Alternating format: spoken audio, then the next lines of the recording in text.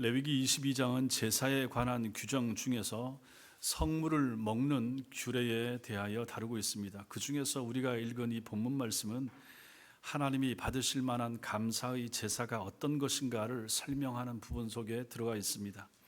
여기서 우리가 보는 것은 하나님이 받으시는 감사 제사, 감사 예배는 어떤 제사인가, 어떤 제사를 드려야, 어떤 예배를 드려야 우리가 하나님 앞에 받음이 되는가. 하나님께서 여러분과 저에게 원하시는 추수감사절의 감사 제사는 어떤 것이어야 하는가를 보게 됩니다. 세 가지를 볼 수 있는데, 첫째로는 희생이 있는 제사입니다. 하나님이 받으실 만한 감사의 제사는 희생이 있는 제사라 하는 것입니다. 여기 보시면 29절에 너희가 여호와께 감사 제물을 드리려거든 이렇게 나오고 있는데, 이 말씀의 원어적 의미는 너희가 감사 제사로 희생을 드릴 때 이렇게 됩니다. 감사 제사로 희생을 드릴 때, 추수감사절을 구약으로 더듬어 올라가 보면 그 기원이 초막절과 수장절로 연결이 됩니다.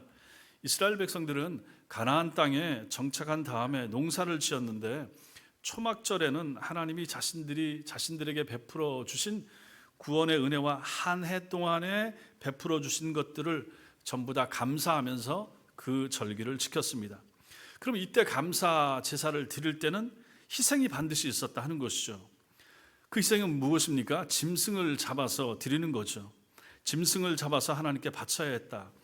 제사가 성립되기 위해서는 짐승을 잡아서 바쳐야 되니까 제물이 죽어야 되는 거죠. 제물이 죽는 희생이 필요했습니다. 이 제사가 성립되기 위해서는 그 제물을 바쳐야 되는데, 그 제물은 자기의 제물이죠. 자기의 소유죠. 자기 소유를 가지고 잡아다 죽여서 하나님 앞에 바쳐야 되는 것이죠. 희생입니다. 자기 희생, 내 것을 가지고 주님께 드리는 거죠. 그 희생, 그리고 제사자의 희생도 거기에 포함되는 거죠. 죽어간 제물은 하나님과 우리 사이에 화목을 위해서 기꺼이 죽어주신 예수 그리스도를 예표합니다. 구약에 있는 짐승들은 결국은 예수 그리스도를 예표하는 거죠. 그 짐승이 죽음으로 말미암아 내가 사는 거죠. 짐승을 끌고 가서 내가 그 짐승 머리에 손을 얹고 기도를 하면, 제사장과 함께 기도를 하면 내 죄가 이 짐승에게 옮겨가고, 이 짐승을 가지고 제사장이 잡아서 배를 가르고 내장을 꺼내고 피를 뿌리면 내 죄가 이 짐승에게 갔기 때문에 짐승이 죽음으로 말미암아 내가 죽는 것이 되는 것입니다. 내 죄가 전가된 짐승이 죽음으로 말미암아 짐승의 죽음의 혜택을 내가 보게 되는 거죠. 희생이 반드시 따른다 하는 것입니다. 그 희생 제물은 예수 그리스도를 예표하는 것이죠. 한때 하나님과 원수 되었던 우리가 다시 그분과 화목을 누리게 된 것은 누구 공로 때문입니까? 당연히 예수 그리스도 때문이죠. 하나님께서 여러분과 저의 기도에 귀를 기울이시게 된 것은 누구 때문입니까? 무엇 때문입니까? 이 모두가 다 하나님과 우리 사이에 화목을 위해서 희생해 주신 예수 그리스도의 희생이 있었기 때문에 가능한 것입니다. 예수님이 오셔서 이 땅에서 보여주신 샘플, 예가 무엇입니까? 희생은 이렇게 해야 하는 것이다 하면서 자기 자신을 직접 바쳐서 십자가 위에서 오전 설교에도 나왔던 것처럼 홀로 그 모든 인생들의 여러분과 저의 죄를 다 지고 죽어주신 것이죠. 그 희생을 보여주심으로 말미암아, 자 이제는 너희도 내가 희생했던 것처럼 너희에게도 희생이 필요하다 하는 것을 우리에게 보여주신 것입니다. 그래서 희생이 있는 제사, 짐승이 죽는 것, 결국은 내가 죽는 것입니다. 하나님께서 여러분과 저에게 원하시는 예배, 제사, 핵심이 무엇입니까? 희생입니다. 교회 오는 것도 희생인 거죠. 멀리서 오시고 차 타고 오시고 없는 시간 내서 오시고 당연히 오셔야 되는 것이긴 하지만 희생이 들어가는 것입니다. 헌금 준비하는 것도 마찬가지고 하나님 앞에 준비하는 모든 것들이 다 희생 아니겠습니까? 오늘 여러분들 식사 맛있게 잘 하셨습니다. 어제부터 수고하고 준비한 분들의 권사님들의 희생이 있었던 것이죠. 그 희생 때문에 우리가 그 혜택을 누리는 거 아니겠습니까? 또 여러 가지 모든 환경도 마찬가지입니다. 이 뒤에 현수막도 집사님의 헌신과 희생이 있었기 때문에 아름다운 현수막을 보는 것이고, 모든 예배의 준비 관계된 것 다 마찬가지입니다. 교회를 위하여 희생하고 섬기는 분들, 청소하시는 분들, 여러 가지 일을 하시는 분들의 그 수고와 희생과 헌신으로 말미암아 우리가 안락하고 편안하게 기쁘게 그리고 배를 채워가면서 하나님 앞에 모일 수 있게 되는, 이게 얼마나 감사합니까? 희생이라. 하나님이 받으시는 제사, 첫 번째는 희생이 있는 제사라.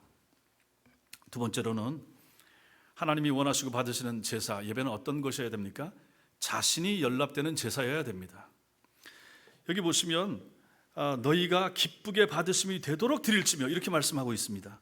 너희가 기쁘게 받으심이 되도록, 이게 원어적 의미로는 너희가 받아들여짐을 위하여 이런 뜻입니다. 구약의 이스라엘 백성들은 생각을 어떻게 했냐면 재물이 훌륭하면 제사를 드리는 내가 어떻든지 간에 상관없이 하나님께서 기쁘게 받으신다, 이러한 잘못된 생각을 가지고 있었습니다.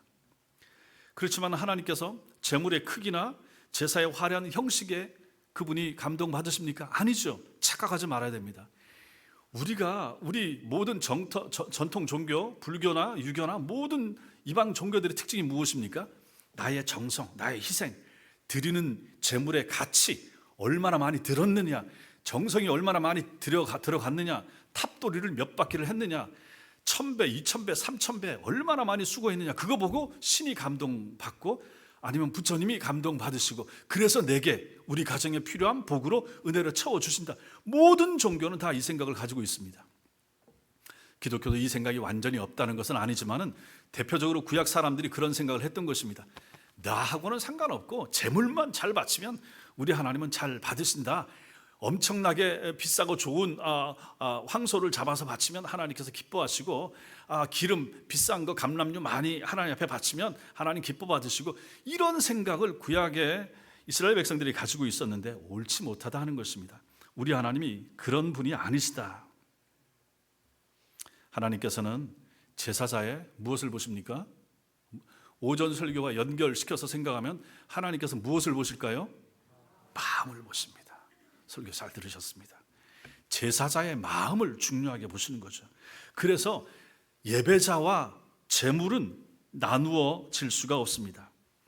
제물을 드리는 사람이 제물을 능가할 수가 없고 제물을 능가하는 제사자도 없습니다.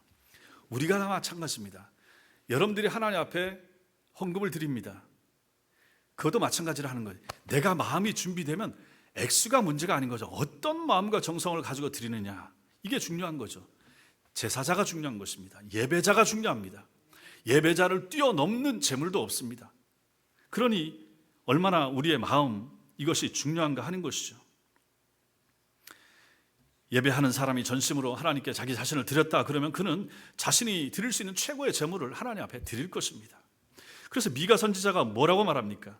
미가서 6장 6절 7절 전사님 자막.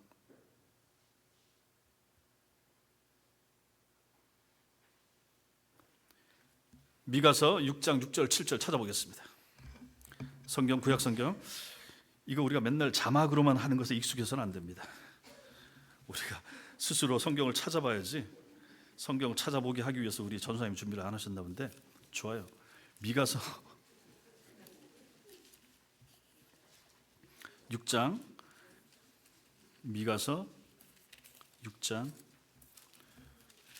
6절과 7절,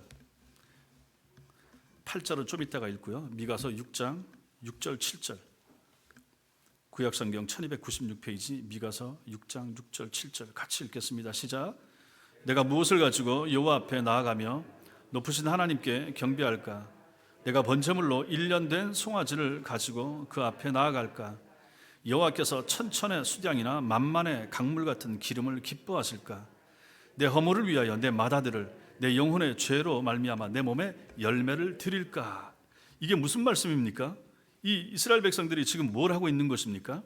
1년 된 송아지, 천천의 수량과 만만의 기름, 아니면 내가 내 자식을 불태워 하나님 앞에 드릴까? 이렇게 드리게 하면, 이렇게 바치면 하나님이 얼마나 기뻐하실까? 이 생각들을 하고 있다 하는 것입니다. 하나님의 마음을 못 읽는 거죠. 하나님이 기뻐하시는 것은 여러분과 저 성도의 내면 세계에 깃들여 있는 하나님 닮은 성품을 좋아하시는 것이지, 하나님께서 뭘 많이 바치고 하는 것을 좋아하는 것이 아니라 하는 것을 이스라엘 백성들이 그토록 얘기를 들었음에도 불구하고 저들이 그것을 깨닫지 못했다 하는 것입니다. 그래서 6장 8절 같이 읽겠습니다. 8절 시작. 여호와께서 내게 구하시는 것은 오직 정의를 행하며 인자를 사랑하며 겸손하게 내 하나님과 함께 행하는 것이 아니냐 이거죠. 이것도 마찬가지로 우리 마음입니다. 하나님께서 원하시는 우리의 마음, 우리의 내면의 정결함. 사람아 주께서 선한 것이 무엇임을 내게 보이셨나니 여호와께서 내게 구하시는 것은 하나님께서 여러분과 저에게 미가 시대의 이스라엘 백성들뿐만 아니라 이 시대를 살아가는 여러분과 저에게도 하나님이 원하시는 것은 오직 정의를 행하며 이 세상을 살아가면서 정의, 공의를 행하고 인자를 사랑하며 선을 사랑하고 겸손하게 내 하나님과 함께 행하는 것 아니냐. 이것이 무엇입니까? 다 우리 내면에 있는 거죠. 우리 마음속으로 해야 될 것을 말하는 것입니다. 그리고 하나님을 향한 사랑으로 그 속을 가득 채워 나가는 것. 그럼으로써 우리 자신이 먼저 하나님 앞에 연락될 제물이 되는 것이 필요합니다. 하나님은 무엇을 받으십니까? 내 손에 헌금을 받으시는 것이 아니라 그 전에 뭘 받습니까? 나를 받으시는 거죠. 나를 받으면 헌금 받습니다. 반대로 말하면 날 안 받으면 헌금을 1,000만 원, 1억을 한다고 해도 하나님 앞에 의미가 없습니다. 교회는 받죠. 재정부에서는 받겠죠. 그러나 하나님께서는 안 받으신다 하는 것입니다. 그러므로 계속해서 말씀을 오전에도 마찬가지고 오후에도 마찬가지고 하나님이 보시는 것은 무엇인가? 내 마음이다. 예배자의 마음, 교회에 나와서 예배 드리고자 앉아있는 성도들의 마음, 이 마음에 무엇이 들어있는가? 그건 나밖에 모르잖아요. 다른 사람들은 모르잖아요. 얼마나 준비한 마음 가지고 왔는지, 주님을 어떻게 사랑하는 마음 가지고 나왔는지, 어떤 기도 제목을 가지고 나왔는지는 오직 주님만이 아신다 하는 것이죠. 그 마음이 깨끗하도록, 그 마음이 하나님 앞에 연락되어질 수 있는 마음의 상태를 가지고 예배자의 자리에 앉기를 우리 주님이 원하신다 하는 것입니다. 가인의 실패가 무엇입니까? 그 자신이 하나님께 받아들여지지 못한 거예요. 그 자신을 하나님께서 연락 안 하시니까 그의 재물도 연락을 안 하신 거예요. 곡식을 들여서 안 받으신 것이 아니라 그 인생 자체가 하나님 앞에 싫은 거예요. 삶을 그렇게 엉망으로 대충 살다가 제사하는 자리에, 예배하는 자리에 와서는 번듯하게 제물을 드린다고 해서 내가 속을 줄 아느냐? 하나님이 그렇게 말씀하시는 거죠. 여러분과 저도 다 마찬가지입니다. 가인의 실패는 가인의 삶의 실패인 것이고, 가인이 하나님 앞에 연락되어지지 못했기 때문에 물질도 안 받은 것이죠. 아벨의 성공은 무엇입니까? 아벨 자신을 하나님이 받으신 거예요. 평상시 사는 삶, 그리고 양을 준비해서 주님 앞에 나오는 그 겸손한 삶, 정결한 삶, 준비된 삶, 하나님 제 예물 받아주세요, 나의 부족함을 용서해 주세요, 하나님 은혜 아니면 내가 살 수가 없습니다 하는 그 간절한 마음 가지고 주님 앞에 예물을 가지고 들어오는 그의 발걸음, 그의 마음, 그의 자세, 그의 정신세계 모든 것을 하나님이 받으신 것이죠. 그리고 그의 제물까지 받으신 것입니다. 감사 예배, 감사 제물을 드릴 때 중요한 것, 자신이 연락되는 제사여야 한다 하는 것이죠. 마지막 세 번째로 하나님이 받으신 제사, 예배 어떤 것입니까? 기쁘게 누리는 제사여야 됩니다. 기쁘게 누리는 제사. 오늘 말씀 22장, 레위기 22장 30절, 근데 그 제물은 그날에 먹고 그 이튿날까지 두지 말라. 나는 여호와이니라. 그 앞에 너희가 기쁘게 받으심이 되도록 드릴지며 그 제물은 그날에 먹고, 이렇게 이어집니다. 이 구절은 뭐냐면 화목 제물을 드린 후에 그 제물들을 아끼지 말고 다른 모든 사람과 함께 나누어 먹으라는 뜻입니다. 그 제물은 그날에 먹고 이튿날까지 두지 말라. 아껴서 다음날 나 혼자 우리 가족들하고 먹어야지, 이렇게 하지 말라는 것입니다. 그날 다 먹는데 배가 부르면 그거 어떻게 다 먹겠습니까? 당연히 옆 사람들하고 나눠야 다 먹을 수 있는 거죠. 그것을 말씀하시는 것이죠. 먹을 것이 풍족하지 않았던 그때를 생각을 해보십시오. 평소에 먹기 힘든 귀한 음식을 그때는 이웃들과 아낌없이 나누어 먹으면서 하나님께서 베풀어 주신 것들에 대한 감사와 기쁨, 그리고 풍족함을 느꼈을 것입니다. 저희 같은 경우도 예전에 제일 잘 먹을 때가 언제였습니까? 제삿날이었습니다. 저하고 제 아내하고 같은 시대에 사는데 세대 차이가 좀 나요. 저는 시골에서 자랐고 없이 자랐고 뭐 그랬는데, 본인은 서울 출신이고 서울에서 어렵다고 하는데 그 어려운 것은 제가 어려운 거하고 상대가 안 되는 어려움이에요. 그래서 제 얘기를 하면 못 알아듣고, 자기가 어렸을 때 우유 먹었던 얘기라 뭐 이런 거 하면 저는 우유는 구경도 못한 지역에서 살았거든요. 그래서 지금 가끔 생각하면 성도님들이 저한테 빵도 사다 주시고 뭐 어디 갔다 오시면 뭐 이렇게 사주시잖아요. 집에 보면 먹을 게 늘 많아. 그래서 가끔 생각하는 게 그거예요. 야, 예전에 제가 자랄 때 초등학교, 중학교 때까지도 마찬가지였죠. 집에 간식이란 건 생각도 못했어요. 집에 간식이 있는 집은 잘 사는 집안이었죠. 옛날에는 그 원기소 같은 것도 주고 했는데 그것도 잘 사는 애들만 먹었어요. 제 자랄 때만 해도. 그러니 지금 집에 먹을 것이 있는 걸 생각하면 야, 이거 얼마나 감사한가. 어쨌든 목사라고 해서 성도님들이 가끔씩 뭘 챙겨서 꽃감도 주시고 뭐도 주시고 그거 먹을 때마다 전 정말로 감사하는 야, 이거 얼마나 감사한가. 덜 먹어야 되는데 권사님들이 배 나온다고 자꾸 뭐라 그래서 근데 덜 먹어야 되는데 생각해보면 갖다 준 거 얼마나 감사합니까? 감사하게 먹고 기도도 하고 그러면서 생각하는 것이 야, 이거 얼마나 감사한가. 옛날 없이 살던 때 생각하면 우리 애들 때 우리 청년들은 그런 걸 모르잖아요. 없이 산다는 걸 모르고 밥이 없다 그러면 아, 그럼 라면으로 먹으면 되죠. 뭐 이렇게 말하던 시대를 이들은 경험을 못했으니까 그런 말들을 하는 거 아니겠습니까? 그러니 우리가 먹을 때마다 베풀어 주신 것에 대해서 감사함을 나누는 것은 얼마나 중요합니까? 오늘도 우리가 식사를 나누면서 얼마나 풍성한 식사를 맛있는 것을 잡채까지 해서 얼마나 오랜만에 그렇게 여러 가지 반찬을 두고 먹어봤습니까? 너무 감사하다. 물론 나라에서 먹지 말라고 하지만 자기들이 교회 교인이 안 나오고 교인 떨어지고 신앙이 까먹는 것을 그러면 나라에서 다 책임을 져준답니까? 근데 어떤 분들은 뭐 다른 교회들은 안 하는데 우리 목사님 왜 먹냐고. 우리도 한 1년 10개월 참았잖아요. 그러다 이제 먹기 시작하는 건데 먹는 게 있으니까 그나마 오후 예배도 이만큼 오는 거예요. 아니면 집에 가서 그거 오고 싶겠습니까? 이해가 되죠. 그래서 암암리에 다들 교회에서 먹고 다 해요. 안 하는 데는 이제 신흥성문교나 몇 교회에서 안 하는데 안 하는 교회도 잘하는 교회고 우리 같이 먹어도 제가 봤을 때 이제는 할 만큼 했고 이제 방역 잘 하면서 환기 잘 시키면서 먹으면 하나님께서 또 은혜 주신다 생각하고 혹시라도 또 감염되면 뭐 어떡하겠어요. 뭐 한 열흘 정도 또 격리하고 그다음에 만약에 벌금 내라 그러면 다른 교회는 벌금이 나오면 한 300만 원 나온대요. 그럼 그건 뭐 헌금해서 내시고 하나님의 은혜 안에서 그렇게 가야 된다 생각합니다.